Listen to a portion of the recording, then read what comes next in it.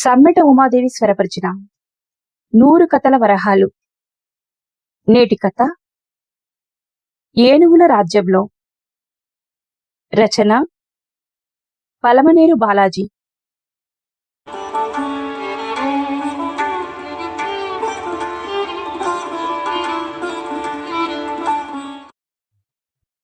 ఊరు మొత్తం ఒక్కసారిగా ఉలిక్కిపడింది. ఏనుగులు అడవి దాటి సరాసరి కోటూరు వద్ద పొలాల్లోకి వచ్చేశాయి. ఎన్ని వచ్చాయో ఎవరికీ తెలియదు. ఎవరూ సరిగ్గా చూడలేదు. అంత సమయమూ లేదు. పొలాల్లో అక్కడక్కడ పనులు చేసుకుంటున్న రైతులందరూ పలుగు పార, కత్తి కొడవలి, తట్టా బుట్ట ఎక్కడివక్కడే పడేసి కేకలు పెట్టుకుంటూ ఒకరినొకరు హెచ్చరించుకుంటూ పరుగు పరుగున ఊర్లోకి వచ్చేశారు. ఏనుగులొచ్చేశాయి, ఏనుగులంట, గుంపులు గుంపులుగా వచ్చేశాయంట. ఈ రోజు ఎవరికి మూడిందో ఏమో, ఎవరి పంటలు తినేసి తొక్కేసి పోతాయో ఏమో. ముండా ఏనుగులు, మిడిమాలం ఏనుగులు, తినేది కాలుభాగం, తొక్కేసి నాశనం చేసేసి పోయేది ముక్కాలు భాగం. మనుషుల ప్రాణాలకే దిక్కు లేకుండా పోతా ఉంటే ఇంకా పంటల గురించి ఎందుకులేనా మాట్లాడేది? ముందంతా వానం లేకుండా కరువుతో నిండా మునిగిపోతివి. ఇప్పుడేమో పంట చేతికి వస్తా ఉండదనుకునే లోపల ఈ ఏనుగులొచ్చి పొలాలపైన తోటలపైన పడిపోతా ఉండాయి. ఇంకెప్పుడు మన కష్టాలు తీర్తాయో ఏమో అన్నా. రైతుల మాటల మధ్యనే ఊరు మొత్తం ఒక్కచోట చేరిపోయింది. ఏటిగడ్డకు ఆ పక్క మామిడి తోపులోకి వచ్చేసినాయంటేనే అయ్యో పాపం, మొగుడు కూడా లేదు, ఒంటరి ఎరుకలామె. అయినా మొగరాయుడి మాదిరి సేద్యం చేస్తా ఉంది. ఇద్దరూ ఆడబిడ్డలే. ఆ ఎరుకలమ్మకే రావాలన్నా ఇంత కష్టం? పాపం ఆ కట్టెలామె ఎట్లా తట్టుకుంటుందో ఈ కష్టాన్ని. ఆహాహా, ఏం ఆ ఎరుకలమ్మకేనా ఉండేది బాధలు? ఈడ బాధలేంది ఎవరికో చెప్పు. ఇంటింటికో బాధ ఉండానే ఉంటాది. అందరూ అందరితో చెప్పుకోరంతే. అప్పటికే కొందరు మిద్దెలెక్కేశారు. కొందరు చెట్లపైకెక్కి చూస్తున్నారు. కొందరిలో కుతూహలం, కొందరిలో అలజడి. మొత్తం మీద అందరికీ భయం భయంగానే ఉంది. ఏమీ అర్థం కాని చిన్నపిల్లలు అయోమయంగా చూస్తూ తల్లులను అంటుకుపోతున్నారు. ముసలివాళ్లు బక్కాకు నములుతూ బీడీలు కాలుస్తూ తలలు తిప్పుతూ పొలాల వైపు, మనుషుల మొహాల వైపు మార్చి మార్చి చూస్తూ ఉన్నారు. చేస్తున్న వంట పనులు ఆపేసి ఇంటి తలుపైన వేయకుండా ఒక్క పరుగులో అక్కడికి వచ్చి గబాల్న మిద్దెక్కి కళ్ళు పెద్దవి చేసుకుని అవునా కాదా అన్నట్టు పరీక్షగా చూశాక ఏనుగులు వచ్చిండేది ఇప్పుడుండేది తమ పొలంలోనే అని కట్టెలామెకి నిర్ధారణ అయిపోయింది. ఆ విషయం అర్థమయ్యాక అక్కడ ఆమె ఒక్క క్షణం కూడా ఉండలేకపోయింది. జరుగుతున్న ఘోరాన్ని చూసి తట్టుకునే శక్తి తనకు లేదన్నట్టు అంతే వేగంగా మిద్దె దిగేసి మట్టి రోడ్డుపైకి వచ్చి అక్కడే కూర్చునేసింది ఆదెమ్మ. ఆమెతో పాటే వచ్చిన ఇద్దరు ఆడపిల్లల్లో ఒకరు మాత్రం మిద్దెపైనే నిలబడిపోయి మామిడి తోపు వైపే కళ్ళప్పగించి చూస్తూ ఏడుస్తూ ఉండిపోతే ఇంకో అమ్మాయి వాళ్లతో పాటే తోడుగా మిద్దె దిగి వచ్చి ఏడుస్తూ రోడ్డుపైనే కూర్చునేసింది. వాడు చూస్తే కరెంటోళ్ళ కాడ కాంట్రాక్టు పనికిపోయి కరెంటు మానేకి షాక్ కొట్టి చచ్చిపోయా. ఇద్దరు ఆడపిల్లల్ని నా ముఖానేసేసి వాని దావా వాడు చూసుకుంటే రాత్రి పగలు బిడ్డలు సాకినట్టు సాకిన మామిడి చెట్టుల్ని తినేదేందో కడుపు నిండా తినేసిపోకుండా తోపు మొత్తం నాశనం చేస్తా ఉండాయి ఈ ముండా ఏనుగులు.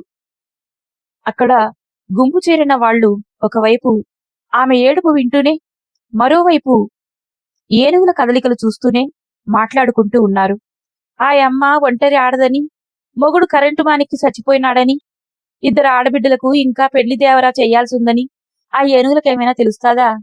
నీలాంటోడెవడన్నా ఆ ఏనుగుల ముందుకు పోయి చెప్తేనే కదా తెలిసేది. ఊర్లో పందులు మేపేది వద్దని ఊరంతా తీర్మానించినాకే గదా ఆ అబ్బోడు ఎరికిలోళ్ల కులాచారాన్ని పక్కన పెట్టి మిగిలిండే పందుల్ని, పంది పిల్లల్ని ఆయనక ఆడకి ఆ అరవదేశమూలకి అమ్మేసినాడు. అందుకే కదా కరెంటు పనికి పోతా ఉన్నాడు. మనం ఎరికిలోళ్ళని పొలం పనులకి రానివ్వం కదా, అది ఊరి కట్టుబాటు, తరతరాల ఆచారం. అయినా నాకు తెలవక అడుగుతా, ఆ అబ్బోడు పందుల్ని నమ్మేసింది ఊరోళ్ల మాటలు విని కాదు కదా. పంచాయతీ ఆఫీసోళ్లు దండోరా కొట్టి 2-3 తూర్లు నోటీసులు ఇచ్చినాకే కదా ఆ మనిషి కదిలినాడు. ఊర్లోనే గాన ఉంటే పందుల్ని కాల్చేస్తామని చెప్పినాక కదా కదిలినాడు. 50 పైనే వయసు, బక్కపల్చటి పొట్టి మనిషి. ఆమె చేతులు పుల్లల్లాగా ఉంటాయి. అడవికి పోయి కట్టెలు కొట్టి టౌన్లోకి వెళ్లి అమ్మే పనులు చేసే కాలంలో ఆమె మోసే కట్టెల మోపు పెద్దదిగా ఉండేది. ఇంత చిన్న మనిషి ఇన్ని కట్టెలు కొట్టిందా అని అందరూ ఆశ్చర్యపోయేవాళ్లు. పెద్ద మోపులు కాబట్టి ఆమె తెచ్చే కట్టెల మోపుకు బాగా డిమాండ్ ఉండేది. కట్టెలకు డిమాండ్ ఉండేటప్పుడు రాత్రి పగలు ఆమె మగవాళ్లతో సమానంగా కష్టపడేది. చీరపైన మొగుడి చొక్కా తొడుక్కొని ఆమె అంత వేగంగా కట్టెల మోపులు ఫారెస్ట్ ఉద్యోగుల కళ్లపడకుండా అడవి దాటించేది.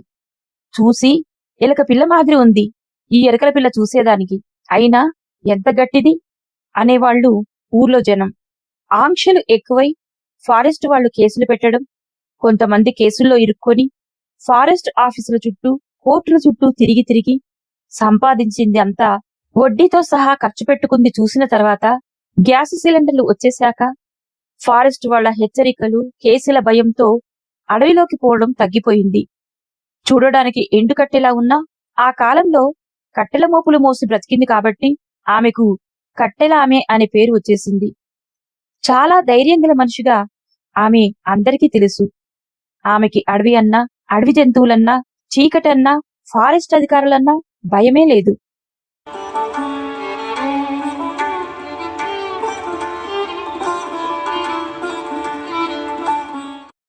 ఇప్పుడు ఆ కట్టెలామె అట్లా నడిరోడ్డులో కూర్చొని కళ్ల నిండా నీళ్లతో బిగ్గరగా ఏడుస్తోంది. భయం లేని మనిషిని ఊరంతా ఒప్పుకున్న జనం ఆమె వైపు జాలిగా చూస్తున్నారు. ఆమె రెక్కల కష్టం అది. 2 ఎకరాల మామిడి తోపు అమ్మకానికి వచ్చినప్పుడు మొగుడితో గొడవలు పడి తెగాయించి మరీ ఉండే పందుల్ని అమ్మించేసింది. తన వద్ద ఉండే రవంత బంగారం అమ్మేసింది. ఇంట్లో ఉండే స్టీల్ సామాన్లు, బెదురు తట్టలు బుట్టలు సహా అన్నీ అమ్మేసి అయిన కాడికి అప్పులు చేసి మొత్తం తన ఆశలన్నీ ఈ మామిడి తోపుపైనే పెట్టుకుంది. అదే ఇప్పుడు ఆమె ఏడుపుకి కారణం. పెండ్లైన 10 ఏండ్లకు గాని నాకు బిడ్డలు పుట్టలే, అయినా వాళ్లకంటే మురిపంగానే ఈ మామిడి మొక్కల్ని బిడ్డల మాదిరి సాకినా. రాత్రి పగలు పిల్లా జల్లా చూడకుండా, గొడ్డు గోద అనుకోకుండా కంటికి రెప్ప మాదిరి సాకితినే. ఎవరడిగినా 4 మామిడికాయలు తెంపిచ్చేదానికి నాకు చేతులు రాకుండా పోయిందే. ఇప్పుడు తోట మొత్తం కాలైపోతా ఉంది. నేనేం పాపం చేసినాన్రా తండ్రి, ఎందుకింత కడుపు కొత పెడతా అండావు? 2 ఆడపిల్ల కాయలతో నేనెట్లా బతకాలిరా తండ్రో, నాకింకా దిక్కేవుర్రో దేవుడో. రాగాలు తీస్తా శోకాలు పెడతా ఉంది కట్టెలామె. మిద్దెపైన గుంపు పెద్దదయింది. కొందరు సెల్ ఫోన్లలో ఫోటోలు వీడియోలు తీసుకుంటున్నారు. అప్పటిదాకా మిద్దెపైన నిలబడి మామిడి తోపులో జరుగుతున్న విధ్వంసాన్ని చూస్తూ ఉండిపోయిన 12 ఏళ్ల నీలిమ మిద్దె దిగి ఒక్క ఉదుటున వాళ్ల అమ్మ పక్కనే నిలబడి, మొత్తం కాయల్ని తినేసి కొమ్మలు విరిచి తొక్కుతా ఉండైమా, మోటారు స్టార్టర్ కూడా మిగల్లేదు అంది ఏడుస్తూ చేతులు ఊపుతూ. ఈ మాట వినగానే కట్టెలామెకి ఒళ్ళు జలధరించింది. దిగ్గున లేచి నుంచుంది. జుట్టు ముడేసుకుంది. నెటికలు విరుస్తూ కిందకి వంగి 2 చేతులతో మట్టి తీసుకొని తన తోట ఉన్న దిశగా గాల్లోకి దుమ్మెత్తి పోస్తూ శాపనార్థాలు పెడుతోంది. నా ఉసురు పోసుకునేదానికి ఏడ నుంచి ఏడదాకా వచ్చినాయమ్మా ఈ రాకాసి ఏనుగులు. ఈ రోజుతో మొత్తం పాయే. మామిడికాయలు పోయే, మామిడి చెట్లు పోయే అనుకుంటే నా బతుక్కి జీవనాధారమైనా లేకుండా వాటి పొట్టన పెట్టుకుంటే నేనేం చెయ్యాలరా భగవంతుడా? మోటారు కూడా కాలి కిందేసి తొక్కినాక ఇంక నేనెట్లా బతకాలిరా తండ్రి? కొందరు ఆడవాళ్లకు బాధగానే ఉంది. ఓదార్పు మాటలు చెప్పాలని, ఆమెకు ధైర్యం చెప్పాలని ఉంది. కాని ఎవ్వరూ నోరు విప్పే సాహసం చేయడం లేదు. సర్పంచ్ చిన్నస్వామికి అలాగే అనిపించి 2 అడుగులు ముందుకు వేశాడు. అడుగులైతే ముందుకు పడ్డాయి కాని మాటలే రాలేదు గొంతులో నుంచి. ఆమె శోకాలు అందరినీ కదిలిస్తున్నాయి. అందరూ ఆమె వైపే చూస్తున్నారు. ఆమె రెక్కల కష్టం ఏమిటో, ఎలాంటిదో అందరికీ తెలుసు. ఆమె మామిడి తోపుకు పక్కనే పొలాలు, తోపులు ఉన్న రైతులు మిద్దెక్కి కంగారుగా అక్కడ నుండి ఏనుగుల కదలికల్నే కన్నార్పకుండా చూస్తూ ఉన్నారు. ఎక్కడ తమ పొలాల్లోకి, తోటల్లోకి ఏ క్షణం ఏనుగులు వచ్చి విధ్వంసం సృష్టిస్తాయేమోననే భయంతో నిమిషాలు, గంటలు గడుస్తూ ఉన్నాయి. దుఃఖం, బాధ, ఆవేశం పెనవేసుకుపోయిన గొంతుతో ఆమె ఏనుగుల్ని కాసేపు, దేవుడిని కాసేపు, విడివిడిగాను కాసేపు కలిపి తిడుతూ ఉంది. సెల్ ఫోన్స్ సమాచారాన్ని అందించాయి.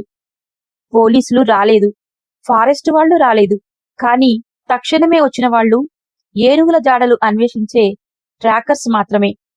వాళ్ళు నెలకూలీకి అటవీ శాఖ అధికారుల కింద పనిచేసేవాళ్ళు మాత్రమే. అయినా వాళ్ళు చేసే పనులు, వాళ్ళు పడే కష్టాలు లెక్కలేనివి, ప్రభుత్వ లెక్కల్లో లేనివి. ప్రభుత్వ ఉద్యోగస్తులెవరూ పనిచేసినా చెయ్యకపోయినా రాత్రనక పగలనక ఎండల్లో వానల్లో చలిలో నిరంతరం అడవుల్లో ఏనుగుల జాడల్ని వెతకటమే వాళ్ల పని.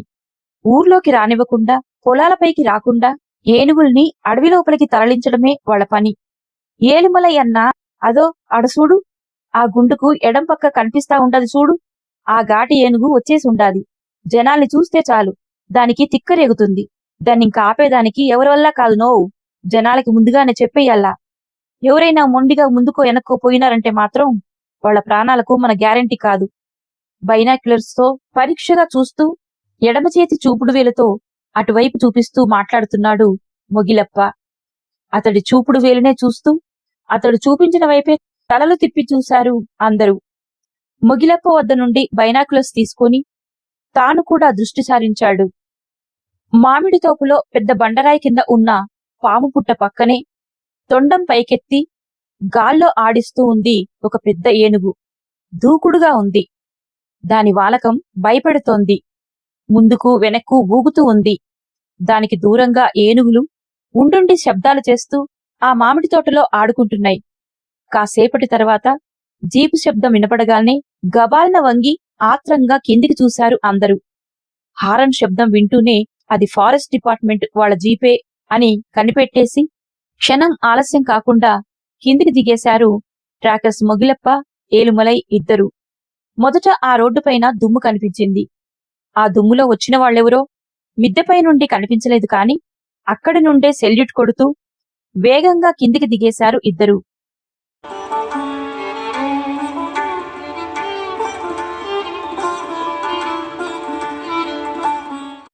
జీపును చూడగానే గ్రామస్తులు అందరూ అప్రమత్తమైపోయారు. జనంలో కదలిక వచ్చేసింది. పోలీస్ జీప్ వచ్చినా, ఫారెస్ట్ డిపార్ట్మెంట్ వాళ్ళ జీప్ వచ్చినా, కరెంటు డిపార్ట్మెంట్ జీపు వచ్చినా కొందరు మగవాళ్లు ఎక్కడి వాళ్ళక్కడ క్షణాల్లో మాయమైపోతారు. ఆడవాళ్లు మాత్రం ఇండ్ల వద్ద ఉండి ఎప్పుడూ ఒకే రకం సమాధానమే చెప్తారు. ఏమో సార్, మాకు తెలీదు. యాడుకో అర్జెంటుగా ఎలబారిపోయినాడు. ఎప్పుడొస్తాడో తెలీదు సార్. వచ్చినాక నువ్వు వచ్చిపోయినావని చెప్తాలే సార్. ఒక్కాకు నములుతూ వాళ్ళు అంతే మాట్లాడతారు. ఎన్నిసార్లు అడిగినా వాళ్ళ దగ్గర నుండి మరెలాంటి సమాచారం అంతకు మించి రాదని అందరు అధికారులకు బాగా తెలుసు. అందుకే ఫారెస్ట్ జీప్ రాగానే గుంపులో ఉన్నట్టుండి కదలిక వచ్చేసింది. కొందరు మెరుపు వేగంతో కదిలారు. కొందరు మగవాళ్లు నిమిషాల్లో ఊరు దాటేశారు. వేటకు ఉపయోగించే నాటు తుపాకులు ఇండ్లు దాటి రహస్య స్థలాల్లో చేరిపోయాయి. కృష్ణుడు, రాజయ్య ఇద్దరూ అక్కడి నుంచి మాయమయ్యారు. అడవి పందుల్ని వేటాడి చంపి మాంసం భాగాలు చేసి అమ్ముకునే నారాయణప్ప, కృష్ణప్ప కత్తులు, చాకులు సిమెంట్ సంచిలో చుట్టి అలవాటుగా భూమి లోపల గుంత తవ్వి దాచిపెట్టేశారు. నిమిషాల్లో వాళ్ళ ఇళ్లలోంచి బయటికి వచ్చి సావాసగాళ్ల ఇళ్లలో చేరిపోయారు. అడవి లోపల నుండి తేనె తెచ్చి టౌన్లో అమ్ముకునే వినాయకం, ఫారెస్ట్ వాళ్ళు ఎన్నిసార్లు చెప్పినా వినకుండా అడవి లోపలికి వెళ్లి రకరకాల మూలికలు వెతికి తవ్వి వేళ్లు సేకరించుకుని వాటిని అమ్ముకునే సహదేవప్ప, ముర్రప్ప వాళ్ళ ఇళ్లలో లేకుండా అలవాటుగా ఎటో వెళ్లిపోయారు. మొగిలప్ప, ఏలుమలై ఇద్దరూ జీపు ముందుకొచ్చి నిలబడి 2-3 సార్లు గట్టిగా సెల్యూట్ కొట్టేశారు. గుంపులో మిగిలిన వాళ్లు జీప్ చుట్టూ చేరిపోయారు. జీపులోంచి forest range officer Hanumanthu, section officer Hemanth Reddy, beat officer Joseph, assistant beat ఆఫీసర్లు దిగారు. వాళ్ళు ఒకవైపు జనాలతో మాట్లాడుతూనే, వాళ్ళు చెప్పేది వింటూనే వాళ్లకు కావలసిన సమాచారాన్ని సేకరించే పనిలోకి నేరుగా దిగేశారు. ఒకసారి మిద్దెపైకి ఎక్కి చూసి వచ్చారు. వాళ్ళిద్దరిని చూడగానే హనుమంతు మొహంలో నిశ్చింత కనిపించింది. హేమంత్ రెడ్డి మొహం చిట్లించుకున్నాడు. జోసెఫ్ పలకరింపుగా నవ్వాడు. ఇంకా ఎంతమాత్రం ఆలస్యాన్ని భరించలేనట్లు హనుమంతు వెంటనే అడిగేశాడు. ఎన్ని ఉన్నాయి మొత్తం? సార్, నమస్కారం సార్. మొత్తం 7 ఉండాయి సార్. మొండిగాటి ఏను కూడా ఉండాలి సార్ అని ఏలుమలై, దాన్ని చూస్తా ఉంటే ఈ పొద్దు కూడా తిక్కగానే ఉన్నట్టుండదు సార్. మదమెక్కినట్టు ఊగిపోతా ఉండాది. వెనక్కి ముందుకి ఊగుతా చెవులాడిస్తా ఉండదు సార్ అని మొగిలెప్ప ఒకేసారి అన్నారు. ఆ మాట వినగానే ఫారెస్ట్ సిబ్బంది మొహాలు మాడిపోయాయి. ఏమైనా మదమెక్కిందేమో దానికి, కొంచెం జాగ్రత్తగా చూడల్లా, లేదంటే అందరికీ కష్టమే. జోసెఫ్ హెచ్చరికగా అన్నాడు. అయ్యో, మదమెక్కిన ఏనుగుని 100 మంది మొగోళ్లు కూడా పట్టలేరంటారు. ఇప్పుడెట్లా సార్? ఏం చేసైనా మమ్మల్ని మీరే కాపాడాలా? గుంపులో చలనం మొదలైంది. ముందు మనం చూద్దాం, పద. ఆ మాట అంటూనే ముందుకు కదిలాడు హనుమంతు. మిగతా ఫారెస్ట్ సిబ్బంది అతడిని అనుసరించారు. ట్రాక్టర్ల వెంట మళ్లీ మిద్దెపైకి చేరారు వచ్చిన వాళ్లు. వెంట తెచ్చిన బైనాక్యులర్స్ తో పరీక్షగా చూస్తున్నాడు హనుమంతు. అతడి పక్కనే మిగతా 2 నిలబడ్డారు. అక్కడే నిలబడి యథాలాపంగా మామిడి తోపు వైపు చూస్తూనే మరోవైపు మిద్దెపైన ఉన్న వాళ్ళనే గమనిస్తున్నాడు హేమంత్ రెడ్డి. అతడి పక్కనే నిలబడి మెడను ముందుకు సాచి కళ్ళు పెద్దవి చేసుకుని మామిడితోపు వైపే దృష్టి సారించాడు జోసెఫ్. ఉన్నట్లుండి బైనాక్యులర్స్ కిందికి దించి తల తిప్పి చుట్టూ ఉన్నవాడని ఒకసారి చూసి మళ్లీ బైనాక్యులర్స్ ను కళ్ల ముందు పెట్టుకునేశాడు హనుమంత్. అతడి దవడ కండరాలు గట్టిగా బిగుసుకున్నాయి. ఒకవైపు ఏనుగులు, ఇంకోవైపు రైతులు, ఏడుపులు, అరుపులు, బాధలు. అందున మదమెక్కినట్టు మొండిగా తిరుగుతున్న ఏనుగు. అయినా ఇలాంటి పరిస్థితిలో కూడా హేమంత్ రెడ్డి అక్కడున్న ఆడవాళ్ల వైపే చొంగ కార్చుకుంటూ చూస్తూ ఉన్నాడు. మొన్న కరెంటు తగిలి ఒక ఏనుగు సచ్చినాక ఫుల్లు కసిగా ఉండాయి ఆ ఏనుగులు. జనం రెచ్చగొట్టకుండా ఉండాలా. మనం గాన ఈ దినం ఏమారనామంటే ఎవరో ఒకరికి పిండం పెట్టాల్సిందే. ముందుగానే అందరికీ చెప్పేయండి, ఎవరు ఇక్కడి నుంచి ఇంచి కూడా కదలకూడదు. కాదు కూడదని ఎవడైనా కదిలినారంటే మీ ప్రాణాలకు గ్యారంటీ ఉండదు. ముందుగానే చెప్తా ఉండా. ఒకేసారి సిబ్బందిని, గ్రామస్తులను హెచ్చరించాడు రేంజ్ ఆఫీసర్ హనుమంతు. గ్రామస్తులు ఆ మాటతో కొందరు వెనక్కి తగ్గారు. కొందరు అక్కడే అట్లాగే నిలుచుండిపోయారు. కొందరు అసహనంగా అటూ ఇటు కదులుతూ ఎవరి అభిప్రాయాలను వాళ్లు ఎదుటివాళ్లతో పంచుకునే ప్రయత్నంలో అక్కడ ఒక్కసారిగా గందరగోళం నెలకొంది. దాంతో హనుమంతుకు కోపం ముంచుకొచ్చేసింది. ఒక్కసారిగా గట్టిగా అరిచేశాడు. ఎన్నిసార్లు చెప్పినా మీలో మార్పు రానే రాదు కదా. రాను రాను డిపార్ట్మెంట్ వాళ్ళు అంటేనే లెక్క లేకుండా పోతా ఉండాది మీకు. ముందంతా మీరు లోపలికి పోయి అడవుల్ని మొత్తం తినేసినారు. అందుకే ఏనుగులు ఇప్పుడు ఊర్లపైన పడతా ఉండాయి. ఇంతకీ ఎవరిదా మామిడి తోపు? నిండా మునిగిపోతా ఉండాడు ఎవడో. ఊర్లో వాళ్ళు, ట్రాకర్లు ఒకేసారి ఆమె పేరు చెప్పారు. ఎప్పుడు వచ్చిందో కాని దుమ్ము కొట్టుకుపోయిన మొహంతో, తలనిండా దుమ్ముతో, మట్టి మనిషిలా అచేతనంగా ఆయన వైపే ఎండిపోయిన కళ్లతో చూస్తోంది ఆమె. సిబ్బందిని మెల్లగా చెవులో ఏదో అడిగాడు. ట్రాకర్ ఏలుమలై మెల్లగానే చెప్పాడు కాని అందరికీ వినిపించింది ఆ మాట. ఆ మాట ఆమె చెవిని పడగానే, ఆ ఏందేంది, ఎరికలోలు కూడా సేద్యం చేస్తారా? అయినా వాళ్ళెప్పుడు రైతులయ్యారు? దాంట్లో ఒక ఆడ ఎరికిలామె. నోరు తెరిచేశాడు. అప్పుడు వచ్చింది ఆమెకు తెగింపు. అప్పటిదాకా ఆమె ఏడుపును మాత్రమే చూసిన వాళ్ళు ఆమె ఆవేశాన్ని చూసి కొంచెం జంకారు. ఉండుండి అరుస్తుంది ఆమె. గుంపులో నుంచి ఈవతలకొచ్చి గట్టిగా 2 చేతులు తిప్పుతూ అరుస్తోంది. మేం కూడా మీలాగే 9 నెలలు అమ్మకడుపులో ఉండే ఈ భూమి మీదకొచ్చినాం సారు. మమ్మల్ని మీరేం తక్కువ చూసే పనిలే. ఈ అడవి అయినా మమ్మల్ని కడుపులో పెట్టుకుని కాపాడుతా ఉన్నింది కాని ఈ ఊరే మా బతుకేదో మమ్మల్ని బతకనివ్వకుండా సంపక తింటా ఉంది. ఊరు కంటే అడవే మేలని అందుకే కదా అంటారు సారు. కూలి పనులకు పిలుస్తారు కాని ఎరికలోళ్ళు పొలంలోకి దిగకూడదంటారు. అందుకే సారు ఇల్లు అమ్ముకుని, ఇంట్లో సామాన్ అమ్ముకొని, నేను నా మొగుడు అన్నాలు తినేది కూడా వదిలేసి ఈ తోపు కొనింది. చస్తే మా పెద్దోళ్ళని పూడ్చిపెట్టేదానికి కూడా పెద్ద కులమోళ్ళు అడ్డం పడతా ఉంటే మేమింకెట్లా సస్తాం? మా సావేదో మేం సస్తే మా జాగాలోనే పూడ్చేదానికి వడ్డీలకు అప్పులు చేసైనా ఇంత నేల మాదనిపించుకున్నాం. మగబిడ్డలు లేరు సారు. ఇంత ఆదరవైనా లేకపోతే రేపు మా ఆయనలాగే నేను కూడా అర్ధంతరంగా సస్తే నా బిడ్డలు ఎట్లా బతకాలంటారు సారు? అయినా మీ కాడ మా కులం పేరు చెప్పి మాట పడేదానికో, నా సొత్తు ఏనుగులకు ఇచ్చేసేదానికో కాదు తోపుకొనిండేది. నా బిడ్డలకు ఏ కష్టం రాకూడదని. అయినా ఏనుగులు తరిమేదానికి కూడా మీకు మా కులం అడ్డం వస్తా ఉండాదంటే చెప్పండి సారు. మిమ్మల్ని అడుక్కునే బదులు అదేందో నేను నా బిడ్డలు పోయి ఆ ఏనుగుల్ని అడుక్కుంటాం సారు. ఆమె కదులుతూ, చేతులు తిప్పుతూ, పెద్ద గొంతుతో కడుపు కొట్టుకుంటూ, దుమ్మెత్తిపోస్తూ, కోపంతో ఏడుస్తూ అక్కడున్న గుంపు వైపు చూసి అడుగుతోంది. ఈ భూమి మీద బతికేదానికి మా కులం అడ్డమే. సస్తే భూమిలో మన్ను లోపల మన్నుగా కలిపేదానికి మా కులం అడ్డమేనా? అలా బతక్కుండా, ఇలా సావకుండా ఎరికలోళ్ళం ఇంకా ఏం కావాలంటారు సామి? ఏం చేయమంటారు దొరా? ఈ భూమి మీద బతికేదానికి మా కులం అడ్డమే. సస్తే భూమి లోపల మన్నులో మన్నుగా కలిపేదానికి మా కులం అడ్డమేనా? అలా బతక్కుండా, ఇలా సావకుండా ఎరికిలోళ్ళం ఇంకా ఏం కావాలంటారు సామి? ఏం చేయమంటారు దొరా? ఆమె చుట్టూ దుమ్ములేస్తూ ఉంది. అక్కడ అంతటా దుమ్ముగా ఉంది. ఎందుకో ఆ అధికారికి తల కళ్ళు తిరిగినట్టు అనిపించింది. అతడి కాళ్ళ దగ్గర నుండి లేచి కళ్ల ముందు నిలబడిన ఆ మనిషి, ఆ ఆడమనిషి, ఆ ఎరుకలామె, ఆ కట్టెలామె అతన్ని భయపెట్టిందనే అనుకున్నారు అందరూ. ఆ మట్టి మొత్తం మనిషిగా మారినట్టు, ఆ మట్టి మొత్తం తుఫానుగా మారినట్టు, ఆ మట్టిలో తామంతా ఎటో కొట్టుకుపోతున్నట్టు అనిపించింది అతడికి.